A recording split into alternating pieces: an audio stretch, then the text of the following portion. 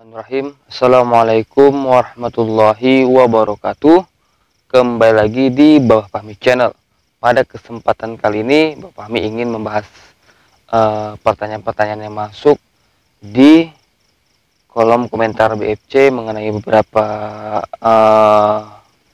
masalah, yaitu tentang seputar khodam pendamping gitu. Jadi banyak yang masuk itu mempertanyakan tentang kejadian-kejadian yang mereka alami selama ini gitu di perjalanan kehidupan mereka. Jadi sebelum melanjutkan video ini, tentunya BFC selalu mengingatkan jangan lupa untuk klik tombol subscribe terlebih dahulu, lalu tekan tombol like, komen, dan share agar BFC terus berkembang dan dapat upload video menarik lainnya. Oke, liba.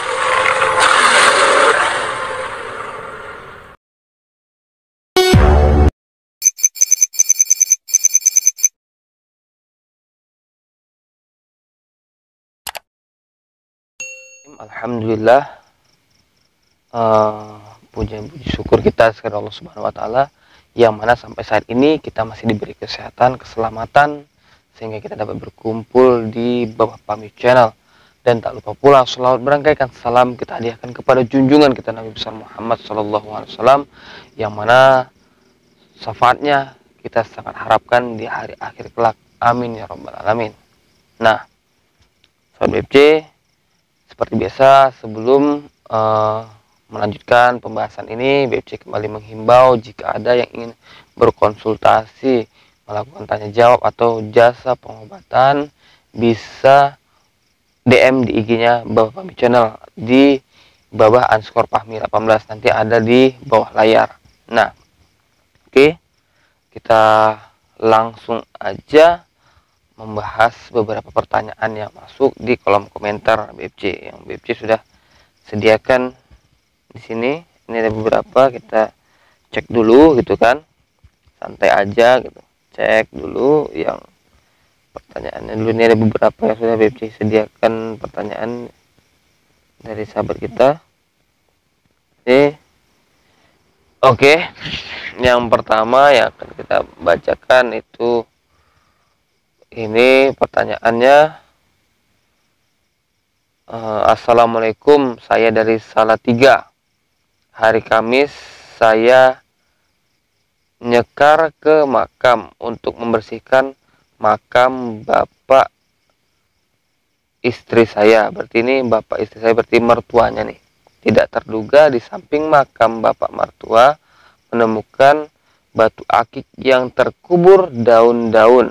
Saya tanyakan, katanya pandan ati ayam, tapi dalamnya ada sisik ular naga. Mungkin ada bentuk ataupun memang sisiknya saya tidak tahu karena tidak ada foto dan ataupun gambarnya. Tolong pencerahannya, terima kasih. Nah, kejadian ini hampir sama, misalnya cara mendapatkannya itu dengan batu yang saya pakai, cuman mungkin prosesnya aja beda sih, cuman hampir secara langkah-langkahnya itu bersama gitu kan. Kalau saya ini kan dia mendapatkan batu ketika berziarah gitu mungkin ya, berziarah membersihkan kuburan mertuanya gitu. Jadi ketika itu ada batu yang tertutup dedaunan, dan sengaja dia mendapatkan itu.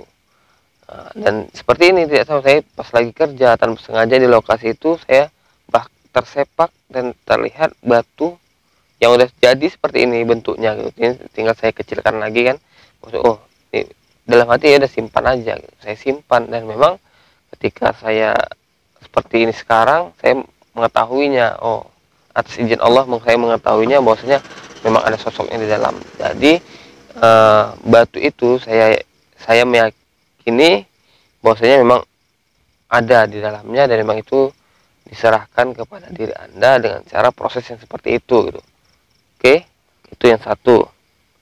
Baru selanjutnya ada pertanyaan yang masuk ini dari nama info update. Ini dia bertanya, Bang, akhir-akhir ini saya selalu merasa ada yang mengikuti. di mana satu hari saya berjalan ke 3 tempat yang berbeda. Dan tokek selalu ada berbunyi di sekitarku. Kira-kira itu apa ya bang? Nah, jadi begini, ketika Anda berjalan ke suatu tempat ataupun memang daerah-daerah yang baru Anda kunjungi, terus Anda merasa diikuti, sudah pasti mereka ada sosok yang memang lagi memantau, dan memang itu Anda ada benturan energi, dan Anda merasakan kayak ada yang mengikuti, merasakan kayak ada yang memang membuntuti dari tadi. Dan memang itu sering terjadi ketika Anda berkunjung ke suatu tempat yang memang apalagi yang belum pernah dikunjungi sama sekali gitu. Nah, itu. Dan suara tokek itu biasanya menandakan, yang saya ketahui itu menandakan bahwasanya memang ada makhluk astral atau makhluk halus di sekitar Anda. Bahkan nih kalau dari ceritanya lebih asik lagi atau lebih menakjubkan lagi, itu kemana dia berada itu selalu ada suara tokek gitu. Memang berarti ada yang mengikutinya gitu. Itu sebagai tandanya gitu. Jadi hal-hal seperti ini tidak perlu ditakuti, tidak perlu dicemaskan. Tetap kuatkan keyakinan kita kepada Allah Subhanahu wa taala, karena Allah akan selalu menjaga hambanya yang selalu mengingatnya. Oke, itu. Lalu selanjutnya ini ada dari Jalaluddin. Tapi kalau kembaran gaib ular tapi dia cowok bukan cewek, apakah berdampak negatif? Mohon pencerahannya. Jadi ini kan dia ada mengomen di manfaat khodam dengan sosok putri. Jadi dia mempertanyakan kalau ada kembaran gaib ular tapi dia cowok bukan cewek, apakah berdampak negatif? Nah, masalah berdampak negatif atau tidaknya ini tergantung biasanya energinya, energi ataupun sosok yang mendampingi, ataupun misalnya kembarannya tadi itu energinya apa gitu. Karena kalau kita tidak heran masalah kembar ular ataupun apa itu, kalau orang-orang zaman dahulu itu sering terjadi, dan saya memang pernah mendengar itu, dan memang ya ada gitu kejadian seperti itu. Tapi ketika dia lahir itu sosoknya itu hilang lah gitu, memang dalam ke dunia lain, dan memang dalam sosoknya ular gitu. Nah, jadi kalau masalah dampak negatif atau tidak itu tergantung energi yang dihasilkan atau yang dibawa oleh khodam itu sendiri gitu. Kalau energinya positif, ya mudah-mudahan tidak ada dampak apa-apa. Tapi tetap saja namanya kita manusia dan mereka makhluk misalnya yang lain gitu, tetap ketika seperti itu pasti ada merasakan dampak-dampaknya yang mungkin misalnya mungkin ya pusing ataupun apa, karena memang ada perbedaan gitu. Tapi yang memang harus kita tekankan, diri kita ini juga harus lebih dikuatkan gitu. Menghasilkan dengan cara beribadah, dengan cara mungkin berpuasa, segala macam yang memang hal-hal positif itu akan meningkatkan energi kita juga, aura kita juga akan bangkit dengan adanya ibadah-ibadah yang memang kita jalani. Rutinitas ibadah itu akan membangkitkan kita, akan lebih menenangkan kita gitu.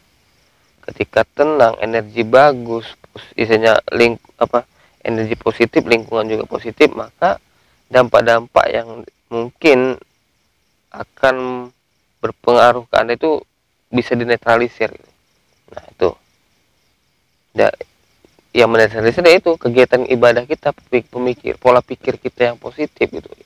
Nah, itu yang akan menetralisirnya, akan membentengi diri kita dari hal-hal negatif ataupun energi negatif. Nah, lalu yang selanjutnya ini ada Prabu Jaya. Saya ingin tanya nih, bahwa waktu saya lahir orang tua saya melihat sosok harimau di bawah meja saat usia saya sekitar 5 tahun lebih. Saya pastikan sampai usia 1 SMP baru jarang sakit. Waktu kecil usia 5 tahun saya sering melihat penampakan 2 sosok harimau kuning dan putih, kira-kira sebesar daun pintu rumah. Dia menampakkannya setiap saya sakit keras. Terima kasih atas jawabannya. Kalau terlihat dari ceritanya ini, apa namanya tuh? Cuman di sini kurang jelas ya, saya ketika apa namanya? Ketika sosok itu datang, apa nih yang terjadi nih? Apakah dia mengalami pengurangan sakitnya, ataupun misalnya memang terjadilah kesembuhan gitu kan. Nah, jadi kalau misalnya saya cerna ini, ya emang itu ada sosok harimau ini adalah dari leluhurnya. Ketika dia sakit, dia akan datang, dan atas izin Allah mungkin ini memang membantu untuk menetralisir penyakit tersebut. Nah, kalau dari cerita dan yang energi yang saya rasakan dari kisah ini gitu, saya ingin, jadi ketika saudara kita ini sakit, sahabat kita ini sakit, maka datanglah kedua sosok itu, dan atas izin Allah mungkin dengan datangnya mereka, energi mereka transferkan kepada anak cucu tadi yang sakit tadi, maka rasa sakit menjadi berkurang. Nah, itu dia. Baru Assalamualaikum, mau tanya nih, apa arti mimpi berkelahi? Tiba-tiba ada kodam macan membantu aku, tapi macannya merasuki badanku. Mohon jawabannya. Nah, kalau dari pertanyaan ini ataupun penjelasan ini juga larinya ke kodam pendamping yang memang ada dari leluhur. Tapi saran saya, kalau memang sahabat BFC ada seperti ini, jangan sempat mau dimasuki gitu. Karena kalau sudah dimasuki berarti mereka mengendalikan. Kita tidak boleh atau jangan sampai dikendalikan mereka gitu. Nah, itu makanya yang lebih dikuatkan adalah ibadahnya, sehingga kita tidak bisa dikendalikan mereka. Kitalah kalau pun bisa berkomunikasi, kitalah yang mengendalikan mereka gitu, atas izin Allah gitu. Nah, itu. Jadi ya, itu beberapa pertanyaan yang masuk yang memang BFC siapkan untuk pada video kali ini. Jadi pertanyaan yang masuk yang sebelumnya mungkin tidak terbaca ataupun tidak terlihat ataupun memang tidak belum dibalas ataupun gimana, bisa langsung DM aja ya, karena BFC juga ya maklum lah gitu kan, kadang ada kegiatan lain ataupun ada konsultasi yang lain ataupun tamu-tamu yang datang, jadi ya waktu ataupun untuk mengoreksi ini terbatas. Jadi BFC mohon maaf yang sebesar-besarnya kepada sahabat BFC semua. Jadi pesan BFC untuk pada video kali ini ya, tetap jaga ibadahnya, apalagi ini di bulan Muharram, bulan tahun baru Islam gitu kan, yang mana